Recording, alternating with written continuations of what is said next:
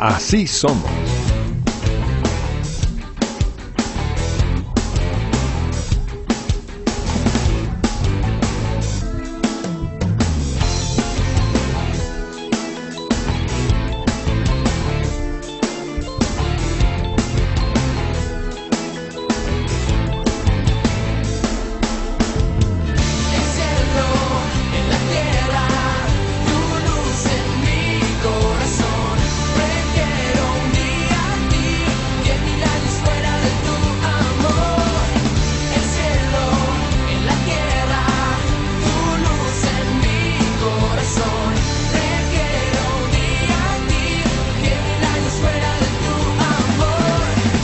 Este es el lugar de su presencia.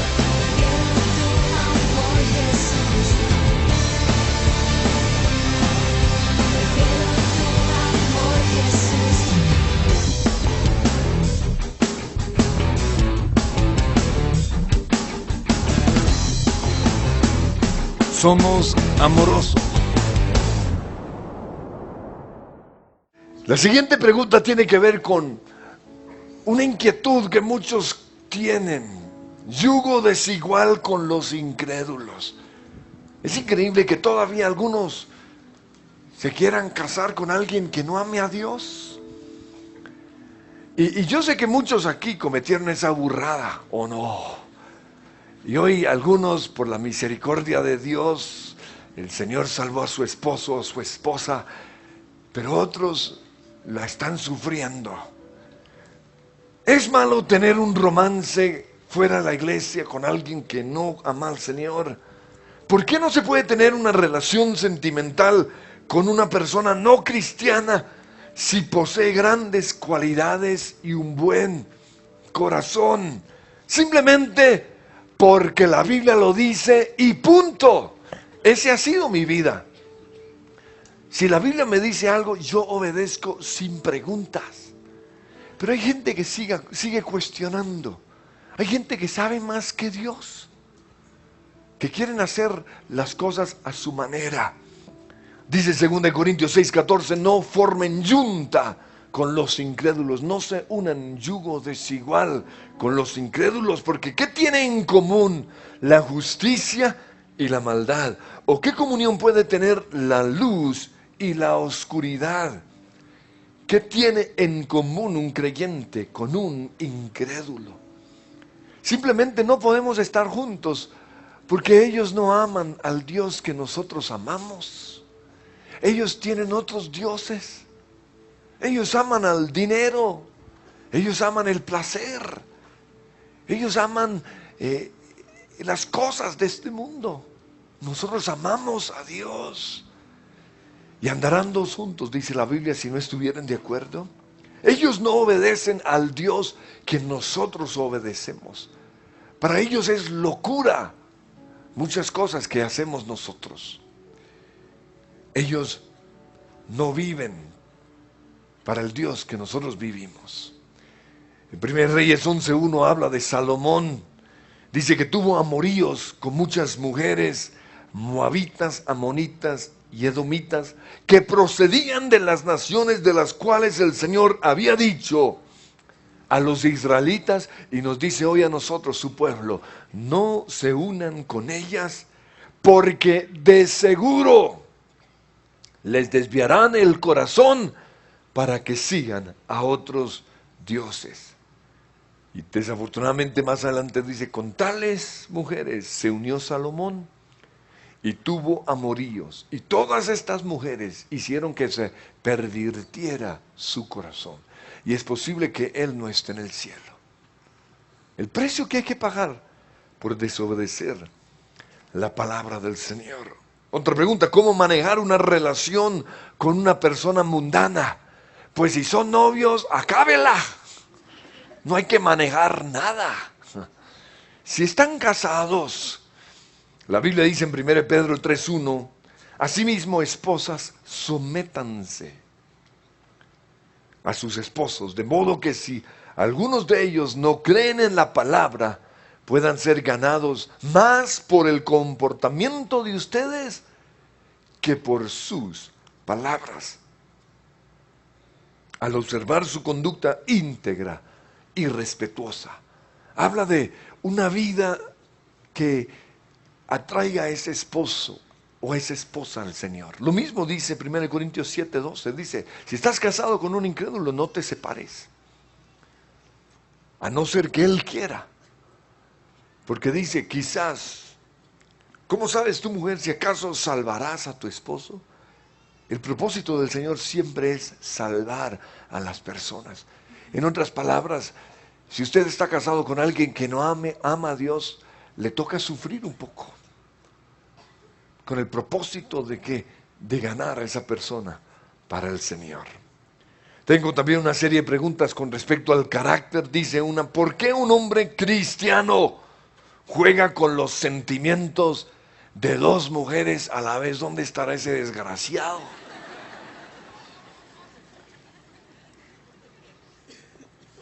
Simplemente porque no es un cristiano. O sea, no todo lo que brilla es oro, no todo el que esté metido en la iglesia está entregado totalmente al Señor, porque un verdadero cristiano es un seguidor de Jesús, es un discípulo de Jesús. Un verdadero cristiano está trabajando con su carácter. Un verdadero cristiano crucifica todos los días la carne, crucifica todos los días sus deseos pecaminosos.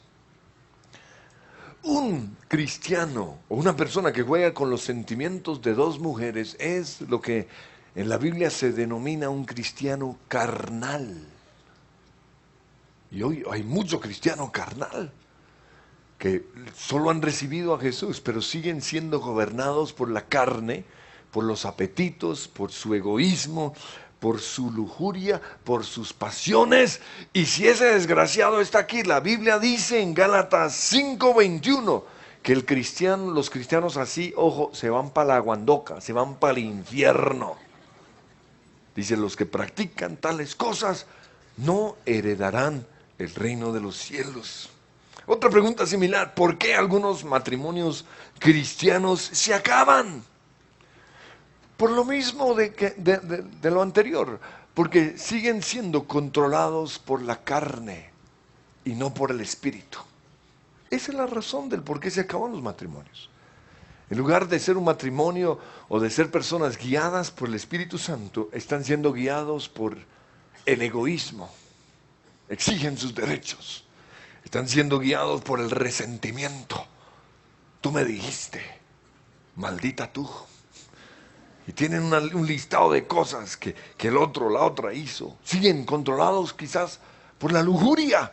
Porque cuando la lujuria está en uno de los dos, hay problemas matrimoniales y se puede acabar el matrimonio. Siguen gobernados por la falta de amor. Porque el amor verdadero solo piensa en la otra persona. El amor verdadero no guarda resentimiento. El amor verdadero es paciente. La Biblia dice que cuando una persona recibe a Jesús, es hecha nueva criatura. Eso está en 2 Corintios 5:17. Pero este es uno de los versículos, creo yo, que muchos no han sabido interpretar. ¿Por qué? Porque eso no es algo automático. Cuando usted recibe a Jesús, usted es hecho una nueva criatura posicionalmente ante Dios. Usted es cubierto con la sangre de Cristo y Dios ya no lo ve como usted es, sino que lo ve bajo la sangre de Cristo. Pero esa es su posición en Cristo. Pero esa no es todavía su realidad. Y por eso toda persona que recibe al Señor, de repente recibe un nombre nuevo. Santo nos llama el Señor a los santos. Hijos de Dios, herederos. Dice que somos sanos. ¿Y qué es lo que tenemos que hacer nosotros? Tenemos que subir al nivel de lo que ahora somos en Cristo. Y eso se llama discipulado, proceso de formación. Y esa es la misión de la iglesia. No, o sea, no crea que porque usted ya recibió a Jesús, ya usted es el super esposo. No, Señor. Usted es ante Dios una nueva criatura. En Cristo Jesús usted es un santo, pero ahora usted tiene que trabajar para llegar a ser como Jesús. En Filipenses 2:12 dice que tenemos que seguir trabajando en nuestra salvación.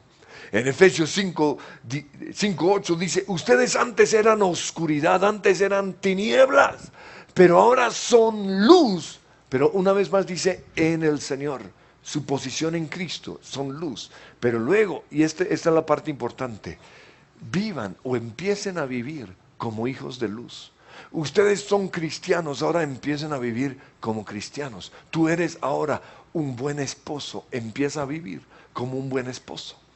Esa es la función de la iglesia. Ustedes están aquí para que nosotros los discipulemos, para que nosotros los confrontemos, para que nosotros los liberemos de su pasado y los sanemos de su pasado, para que nosotros los corrijamos, para renovar su mente, para exigirles compromiso.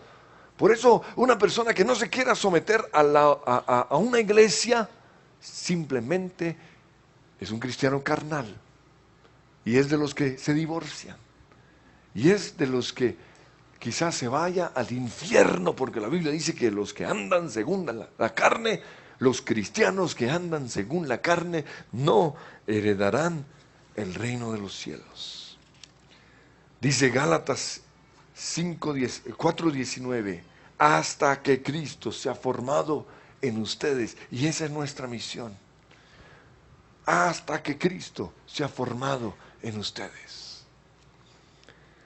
Ahora hay otros matrimonios cristianos que se acaban precisamente porque iniciaron mal. Iniciaron sin obedecer los parámetros que hemos compartido aquí, que he estado compartiendo estos 3 días. Iniciaron fuera de la voluntad de Dios. Ahora, que usted haya iniciado una relación fuera de la voluntad de Dios, no le da derecho de separarse. Usted ya le tocó aguantarla. Trabajar en su carácter o en el de la otra. Otra pregunta, ¿cómo manejar mis sentimientos si me gustan varias niñas a la vez? Pobre tipo. Pero esta pregunta me gusta, ¿por qué? Porque es una pregunta de un cristiano que está luchando con su carne, pero que quiere agradar a Dios. Y por eso, una vez más, nosotros no vivimos según la carne, sino según el Espíritu.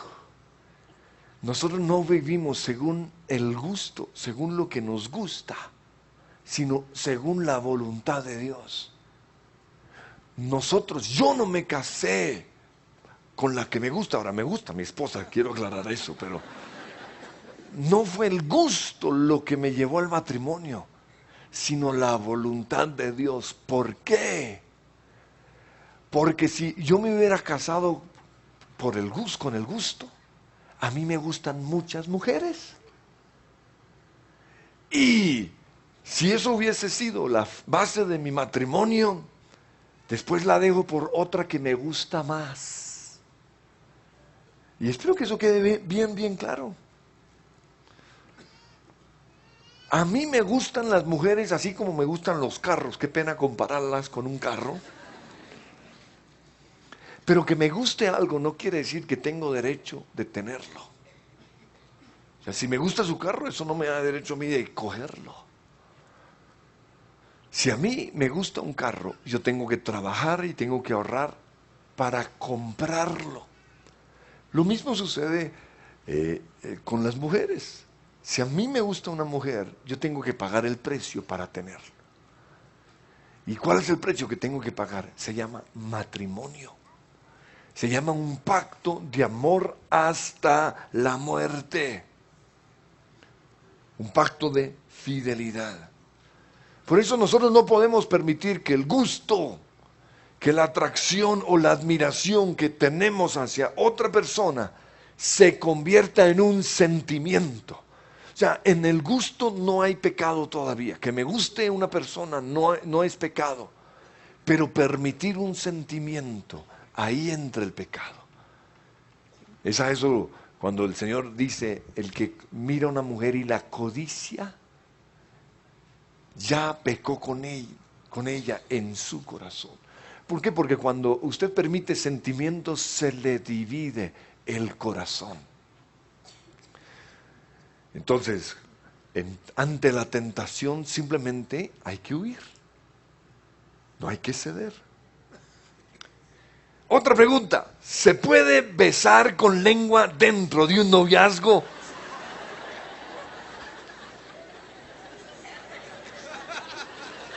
Pues yo personalmente no me la quito para besar. Y yo sugiero que usted haga lo mismo.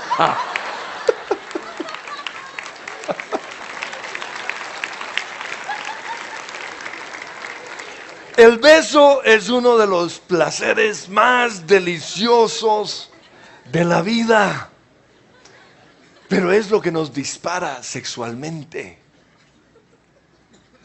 Y eso es algo que quizás en la adolescencia muchos no saben. Yo no lo sabía. Yo cuando inicié mi noviazgo, yo pensé que el beso era algo que nos dábamos para saludarnos y para despedirnos. Pero era algo tan delicioso que nos demoramos como 10 minutos despidiéndonos, diciendo, ay, chao, chao. Ay, ya me despedí. No, ven. No, y era delicioso. Pero un día estábamos solos. Y ese beso de 10 segundos se prolongó. Y de repente comenzaron a suceder cosas que yo no sabía. Y digo esto para que sepan, yo no era un pecador, yo no era un lujurioso, pero Dios nos diseñó así. ¿No? Después de 20 segundos de beso se asomó la lengua. Y empezó esta mano a irse por donde no debía. ¡Qué gozo! ¿Qué va a pensar esa vieja? Entonces yo, pero le seguimos dando. Ustedes se ríen porque hicieron lo mismo. Pero yo creo que si tan solo me hubieran hablado de esto.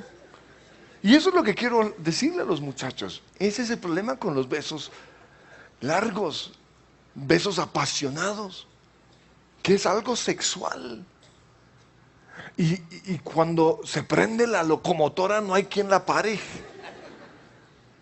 Y por eso lo mejor es no prenderla. ¿Por qué? Porque cuando entramos en esa clase de relación, dejamos el amor fileo, el amor de pacto, el amor de amigos, el amor de personas que se gustan, pero que todavía no están preparados. Y entra la pasión, y entran los problemas, y entran las peleas, y entran los celos, y de repente ella se siente dueña de mí, yo me siento dueño de ella, y en lugar de ya llevar la relación dirigida por el Espíritu Santo y por la sabiduría de nuestra mente, somos llevados por el sexo. Y aunque quizás no se cometa o no se peque sexualmente, ya se está pecando. Y ahí es cuando uno empieza a involucrarse emocionalmente, sexualmente con la otra persona. Y dice 1 Corintios 7:9, si no pueden dominarse, que se casen. Y si no se pueden casar, terminen el noviazgo. ¿Por qué? Porque esto les va a traer mucho dolor. Dice, es preferible casarse que quemarse de pasión. Es preferible terminar el noviazgo o apartarse o establecer límites que quemarse de pasión. Porque la pasión destruye. Otra pregunta, ¿por qué es pecado tener relaciones sexuales antes del matrimonio si finalmente se van a casar una vez más? Porque el Señor lo dice y punto. ¿Cómo le va a preguntar a usted a Dios si Él es el que sabe todo? Y Él lo estableció de esa manera para protegernos. Porque sexo antes del matrimonio es eros, sin la protección de ágape, sin la protección de fileo, sin la protección de un compromiso. Y el resultado, o debido a esto, ya es lujuria. Y lujuria es lo que daña los matrimonios o las relaciones. Ahora también, y Dios es sabio, sexo antes del matrimonio es la razón de por qué hoy muchos no toman la decisión de casarse. O sea, ¿para qué casarme con ella si tengo lo que quiero sin tener que comprometerme, sin aguantar su cantaleta, sin tener que estar atrapado de por vida? Y eso es el plan del enemigo. Esto es lo mismo que comprar a crédito. Parece bueno porque usted ya tiene el producto, pero usted tiene una deuda. Y Dios, o sea, por eso Dios, con respecto a las deudas, dice, no debáis a nadie nada. Y con respecto al amor, dice, espera hasta el matrimonio. ¿Cómo permanecer siempre fieles? Otra pregunta. ¿Y cómo orar para que Dios me ayude a no ser infiel con mi pareja? Pues tanto la fidelidad como la infidelidad son un acto de la voluntad. Usted es el que decide ser fiel o no ser fiel. El problema con muchos es que no pueden ejercer la voluntad, no tienen dominio propio. Eso quiere decir que perdieron, ellos no son la cabeza de su propio cuerpo, no han ganado la victoria sobre su propio cuerpo. Y son arrastrados, ¿por qué? Por los demonios, son arrastrados por la corriente de este mundo, por lo que este mundo dice. Y esa es una persona que da pesar, una persona que no tiene dominio propio. Usted quiere ser una persona fiel, comience a trabajar en su voluntad. Ahora, la razón del por qué algunos no pueden ejercer su voluntad es porque son esclavos de sus ataduras sexuales. Son esclavos del sexo, la pornografía, el adulterio. Ya perdieron su libertad y están siendo controlados por demonios. Otros porque fueron víctimas de una traición y no han perdonado. Por eso es tan importante los procesos de perdón. Porque si usted no perdona una traición de su pasado, usted seguramente va a ser un traicionero. Porque hacemos lo que nos hicieron. O quizás usted está resentido en contra de su papá porque fue un infiel, dejó a su mamá. Y usted está siguiendo las mismas pisadas de su papá. Por eso, una vez más, para eso está la iglesia. Todo lo contrario a lo que muchos creen, entre más involucrado usted esté en la iglesia, más éxito va a tener su matrimonio. Pero algunos dicen, no, es que nos vamos a casar, por eso no podemos volver al grupo. Todo lo contrario. Para que su matrimonio dure toda la vida, el Señor tiene que ser el centro de ese matrimonio. ¿Cómo puedo reivindicarme con Dios después de haber tenido relaciones sexuales sin querer a la persona? Pero en primer lugar, usted tiene que confesar su pecado a Dios. Usted tiene que tener un verdadero arrepentimiento. Pero en segundo lugar, usted tiene que restituir con la otra persona. Eso quiere decir que usted tiene que ir y reconocer su pecado tal como fue. Yo tuve relaciones sexuales contigo sin amarte, sin quererte. Pero tenga presente lo siguiente: sexo sin amor es abuso sexual. Por eso usted tiene que aguantar las consecuencias, quizás una patada, una cachetada, o que dañen su imagen ante otras personas. Y es que algunos dicen, no, esos cristianos que usted fue el que pecó. Y la Biblia dice que nuestro pecado nos perseguirá. El pecado deja una marca. Ahora, yo personalmente creo que toda relación sexual fuera del matrimonio es no amar a la persona. Es abuso sexual. es egoísmo. Entonces, la verdad, todos aquellos que tienen sexo fuera del matrimonio tienen que hacer la misma oración y arrepentimiento. ¿Puede Dios transformar los deseos sexuales que he tenido con mi novia y convertirnos en una pareja que lo honra? Pues yo no sé por qué a Dios le ponen tanto trabajo. ¿Cómo así que puede Dios? Le toca a usted. Dios no lo metió en ese problema. Fue usted. Por eso, tanto usted como su novia tienen que trabajar en sus ataduras sexuales. Y los dos tienen que establecer límites en su relación.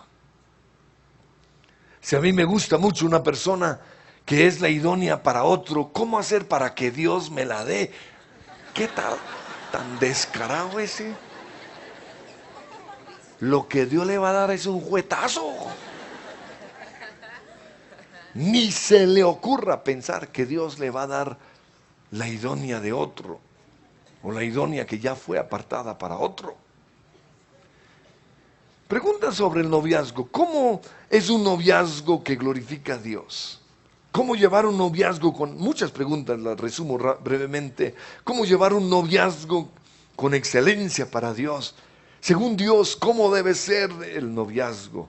¿Cuál es la mejor forma de llevarlo? ¿Cómo se construye un noviazgo con las bases de Dios? ¿O cuál es la fórmula para que un matrimonio dure toda la vida? La fórmula para que un matrimonio dure toda la vida es tener un noviazgo que glorifica a Dios. De ahí empieza, ese es el fundamento. Por eso es tan importante lo que estoy compartiendo. Por eso es tan importante que los adolescentes, los jóvenes, conozcan lo que dice la Biblia. ¿Cuál es el noviazgo que glorifica a Dios? En primer lugar, es un noviazgo en el tiempo de Dios y con la persona correcta. Fuera del tiempo no glorifica a Dios. Con una persona que no es la que Dios tiene para usted, no glorifica a Dios. En segundo lugar, es un noviazgo que acerca a los dos a Dios. ¿Por qué? Porque el plan de Dios con todo en nuestras vidas es que establezcamos su reino. Por eso cualquier noviazgo que aleje a la gente de la iglesia o los aleje de Dios no glorifica a Dios. Y es que muchos me dicen, o nos dicen, no hemos podido volver al grupo, pero aquí estamos pegaditos a Dios, pura paja. Un noviazgo que glorifica a Dios los mete en la iglesia. Eso fue lo que me pasó con mi esposa. En lugar de dejar la iglesia nos metimos más. La pasión ardió en nuestro interior. Esa es la marca de un noviazgo que glorifica a Dios. En tercer lugar, es un noviazgo con propósito. ¿Y cuál es ese propósito? El matrimonio. Y cuando tenemos como un propósito casarnos, ¿qué hacemos? Ahorramos, trabajamos, establecemos límites. ¿Todo para qué? Para el matrimonio. Pero no solo tiene el propósito, no solo tenemos el propósito de casarnos, sino el propósito de servir a Dios, el propósito de adorar a Dios, el propósito de que nuestra relación y nuestros dones sean para la gloria del Señor. Cuarto lugar, es un noviazgo en donde de común acuerdo han establecido límites para no embarrarla. Y comparto los límites que nosotros establecimos con mi esposa. No estar a solas. No dar papaya. No tener besos prolongados. No, y como habíamos establecido los límites, después de 10, 15 segundos, uno de los dos decía, ya no más. Y es duro porque uno se siente rechazado. Pero cuando uno ha establecido los límites, uno sabe por qué es. Y yo recuerdo que cuando nos pasábamos y ya llevábamos 30 segundos, y ella decía, no más. Y yo me paraba y arrancaba a correr. Y salía rojo y me metía al carro. Me iba con la ventana abierta. para que cuando llegara a casa mi mamá no supiera qué había pasado. ¿Por qué tan rojo, mijito? Uf, calor.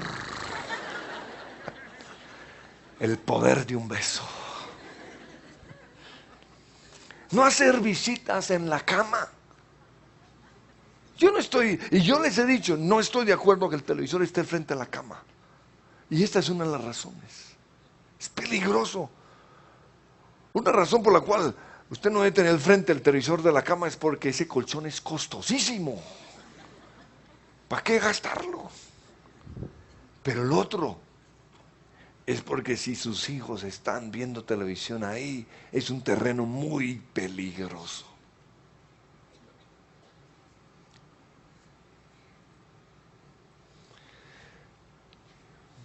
En quinto lugar, un noviazgo que glorifica a Dios es un noviazgo en donde han establecido prioridades para que el noviazgo, en lugar de ser una perdedera de tiempo y de plata, sea una relación que los beneficie.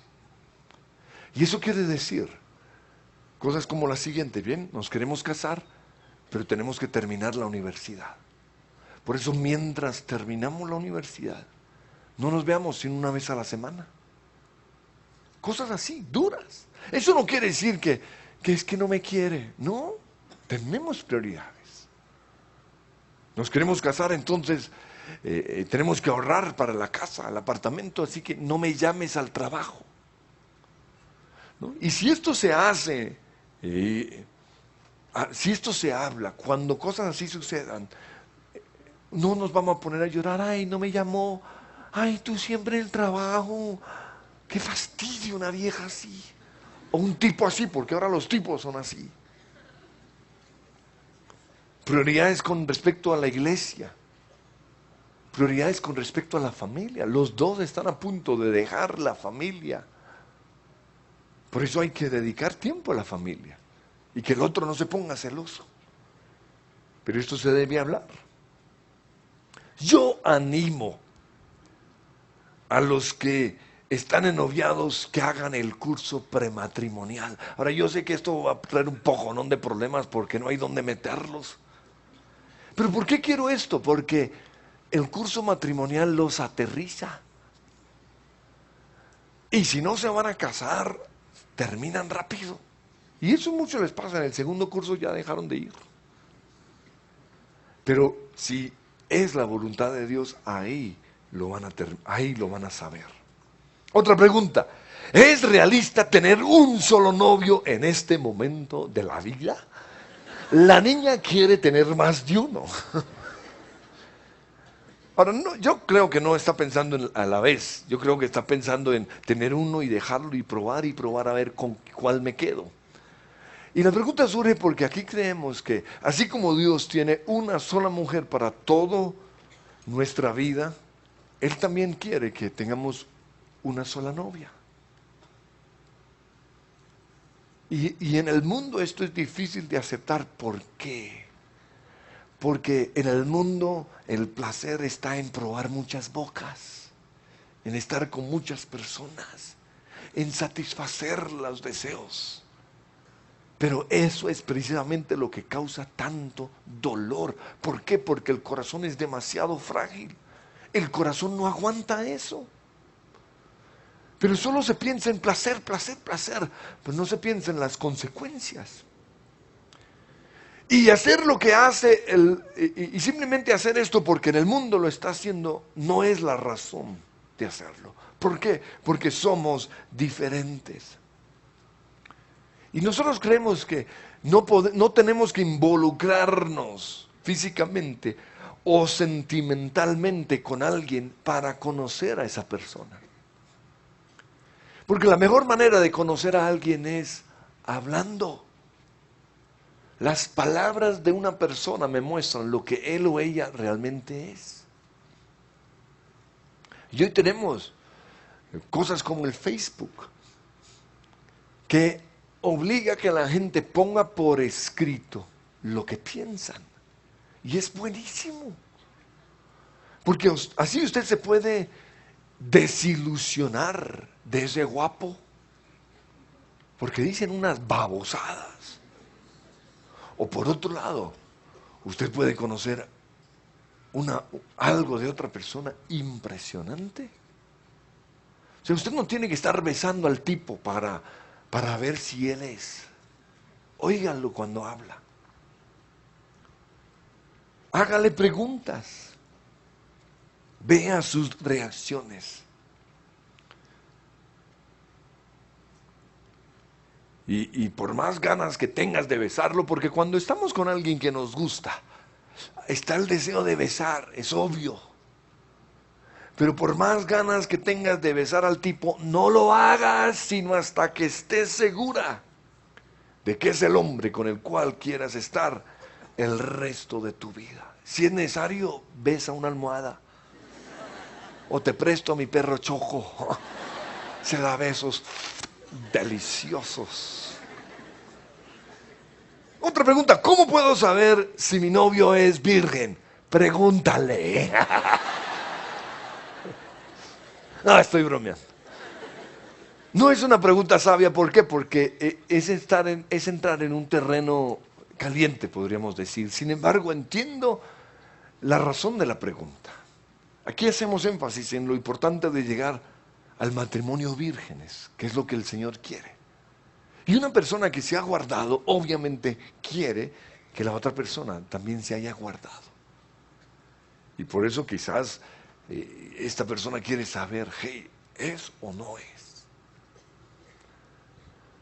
Yo creo que tiene que llegar un momento en la relación en donde esto se hable. Pero que la otra persona no sea virgen no debe ser motivo de terminar la relación, ni de tener resentimiento. Hay que entender que una cosa es lo que fuimos antes de conocer a Jesús. Y antes de conocer a Jesús, muchos cometieron errores. Pero otra muy diferente es ya siendo cristianos. Ya si una persona siendo cristiana la embarró, ya es otra historia. Pero si no fue ese el caso y no llegó virgen o no es una persona virgen, no debe ser un obstáculo para la relación. Tengo también una serie de preguntas acerca de relaciones conflictivas. Personas que están ya ennoviadas y que tienen problemas. ¿Qué pasa? Dice, si empiezas una relación y todo es difícil. O ¿cómo combatir los celos? Porque hay una pregunta de un hombre frustrado. ¿Cómo entender a las mujeres? Pues lo respondo con una ilustración que nos dio Marcos Witt cuando estuvo aquí. Él dijo que en una ocasión Dios se le apareció a un hombre y le dijo, hey, ¿qué quieres que te dé? Pídame cualquier cosa y te lo daré. Y lo pongo en términos colombianos, era un colombiano, un costeño. Entonces dijo, Señor, yo quiero un puente entre Barranquilla y San Andrés. Y el Señor lo miró y dijo, tan descarado usted. Usted no sabe todo el trabajo que hay que hacer, son como 1000 kilómetros. Los cimientos y las columnas y, no hombre, pida algo más fácil. Entonces él se quedó pensando y le dijo, Señor, ¿cómo hago para entender a mi mujer? El Señor lo miró y le dijo, ¿ese puente lo quieres de 2 vías o de uno solo?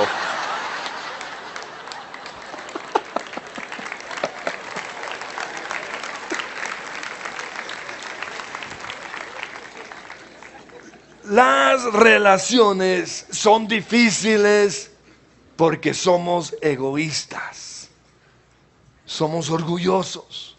Todos aquí tenemos inseguridades. Por eso, en lugar de ver las dificultades, los problemas o lo difícil de una relación, en lugar de verlo como un problema, debemos verlo como una oportunidad que Dios nos está dando para trabajar en nuestro carácter. Y eso fue lo que yo entendí. Al comienzo yo siempre quise cambiar a mi esposa y lo mismo quiso ella hacer conmigo. Pero nos dimos cuenta que ese no es el propósito de Dios. El propósito de Dios y lo que hace el matrimonio es sacar lo peor que hay en nosotros. Sacar nuestro egoísmo, sacar nuestra violencia. ¿Pero con qué propósito? formar nuestro carácter, darnos cuenta de lo que nosotros somos. El problema en la mayoría de las relaciones es que creemos que el que debe cambiar es la otra persona. Pero lo que Dios quiere es cambiarnos a nosotros. Ahora es muy diferente si las dificultades en una relación son violencia, infidelidad sexual o ataduras sexuales, es decir, que el otro es un depravado.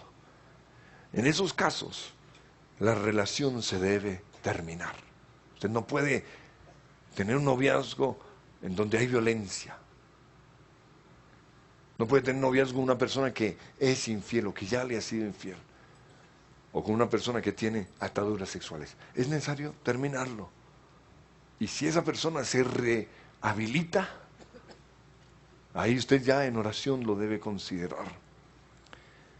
Finalmente, unas preguntas con respecto al despecho. ¿Cómo puedo superar una traición? Pues esa es la pregunta que todo el mundo se hace. Esto es lo que ha inspirado miles y miles de cantos. ¿Cómo? Dice Gloria Estefan, ¿cómo se cura una herida? Y así, usted se va a dar cuenta que casi todos los cantos tienen que ver con esto. ¿Cómo superar el rompimiento de un noviazgo? ¿Cómo renunciar a la persona que no es correcta?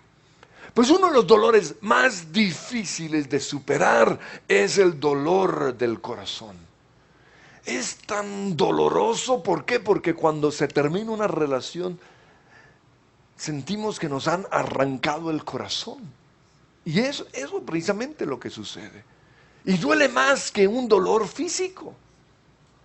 No, porque el dolor físico, pues, se supera. Pero el dolor del alma, el dolor del corazón, es supremamente doloroso. Por eso el Señor dijo, de todas las cosas, guarda tu corazón, protégelo.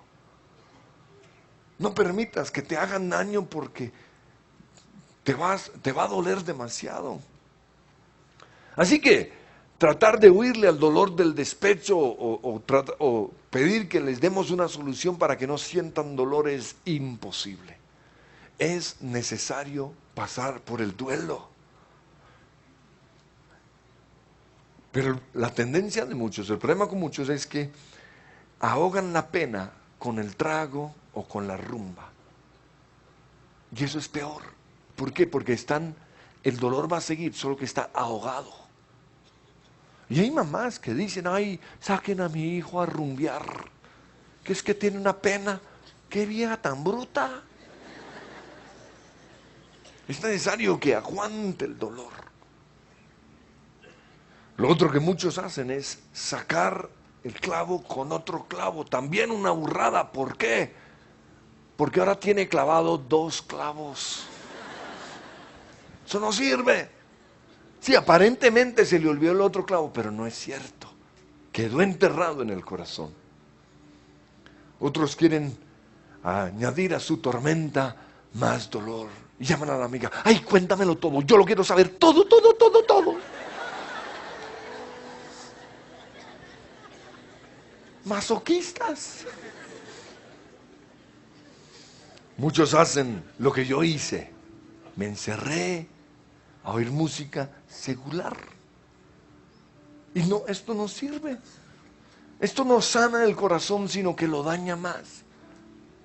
Profundiza la herida. Entonces, la pregunta es, ¿qué debemos hacer? En primer lugar, confesar el pecado de haber tenido una relación fuera de la voluntad de Dios. Hay que reconocerlo como pecado. Señor, me equivoqué, no te consulté. En segundo lugar, hay que desligarnos de la otra persona.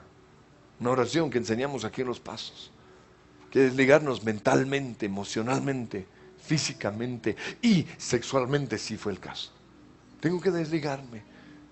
Tengo que renunciar al ídolo que hice de la otra persona. ¿Por qué? Porque se convirtió en mi Dios. Y uno se da cuenta del Dios que es precisamente en un momento de rompimiento. Porque se fue con otra y seguimos sufriendo por él. O sea, no tiene sentido. Pero es porque es un ídolo. Y hay que renunciar a ese ídolo. Hay que romper todo lo que nos puede mantener ligados a esa persona. Cartas, fotos, recuerdos, hay que sacarlos. Si le regaló una corbata, quémelo. Lo otro que hay que hacer es mantenernos ocupados. Quitar nuestros ojos de nosotros mismos, de nuestro dolor, de nuestro problema, y ponerlo en Dios. Mantén tus ojos en Cristo. Pero también poner los ojos en otras personas. Empezar a ayudar a otros. Busque algo que usted pueda hacer a favor de otros. Lo otro que yo recomiendo que se haga es dormir oyendo predicaciones. ¿Por qué? Porque lo más difícil en un tiempo de despecho es dormir. Porque nuestra mente sigue pensando en el problema. Pero cuando yo oigo una prédica, estoy oyendo la palabra del Señor. Y yo no sé con respecto a ustedes, pero a mí algo que me duerme son las predicaciones. Entonces, bienvenido, pueden dormir oyéndome a mí. Oír alabanzas es otra cosa que debemos hacer. No que puede hacer, no, debe hacer. Todo el tiempo tiene que estar oyendo alabanza, pero también tiene que estarlo cantando. No es suficiente con oírlo, usted tiene que cantarlo. Y lo otro que hay que hacer es perdonar, hacer un proceso de perdón. Perdonar el daño emocional, el tiempo perdido, las palabras o las promesas no cumplidas, perdonar. En mi despecho yo estuve totalmente solo, no tenía con quién hablar. ¿Por qué? Porque nadie estaba de acuerdo con esa relación. Por eso cuando ella me terminó, yo estuve solo en mi dolor y fue muy difícil. ¿Y qué hice? Me encerré en el cuarto a oír música. Y lo increíble era que todos los cantos me ministraban. No me vuelvo a enamorar. Si me dejas hoy, if you leave me now, vas a arrancar lo mejor de mi vida. Y todo me ministraba. No quiero vivir sin ti. ¿Eso quiere decir me voy a matar? Si te vuelvo a tener en mis brazos otra vez, en esta ocasión, sí, te amaré mejor que lo que hice antes. Y además, otro, come to me whenever you're lonely, ven a mí, o sea, cuando ese desgraciado te deja, ven a mis brazos otra vez. ¿Qué tal tan estúpido? Y así, Pero recuerdo que en mi soledad hice una oración, le dije, Señor, ayúdame. Y el Señor respondió de una manera impresionante, una llamada desde Estados Unidos. Un amigo que yo había tenido 4 o 5 años atrás, que nunca nos habíamos vuelto a comunicar, ¿no? ni cartas, ni llamadas, ni nada. Me llamó de repente a las 2 de la mañana. Yo recuerdo que estaba ahí sufriendo en la cama tratando de dormir y suena el teléfono. Y yo bajé corriendo, aló. Me dice, Andrés, sí, es Monday. Me sorprendió y me dijo, yo no sé por qué lo estoy llamando, pero de repente tuve un sentir que tenía que llamarlo. Mire, yo desahogué mi corazón, yo lloré. El hombre hizo una oración ahí bien pichurria, pero